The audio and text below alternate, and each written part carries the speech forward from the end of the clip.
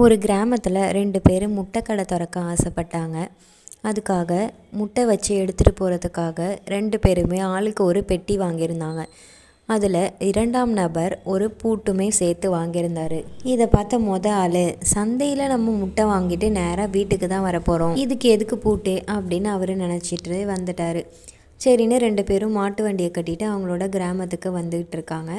வர வழியில் ரொம்ப தாகமாக இருக்குது அவங்களுக்கு. உடனே மாட்டு வண்டியை ஒரு ஓரமாக நிப்பாட்டிட்டு சைடில் இருக்கிற டீ கடையில் போய் டீ குடிக்கிறாங்க.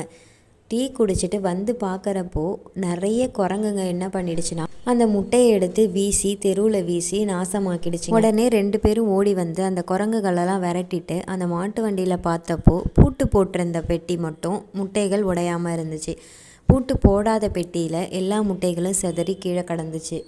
அப்போ தான் அந்த ஃபஸ்ட்டு நபருக்கு புரிஞ்சிச்சு தன்னோட தப்பு என்ன அப்படின்னு. சில நேரங்களில் நம்ம எல்லாரும் அப்படி தான் பெரிய பெரிய விஷயங்களை பண்ணிவிட்டு சின்ன சின்ன விஷயங்களுக்கு முக்கியத்துவம் கொடுக்காம போயிடுவோம். ஆனால் இந்த சின்ன விஷயந்தான் பல இழப்புலேருந்து நம்ம காப்பாற்றும்.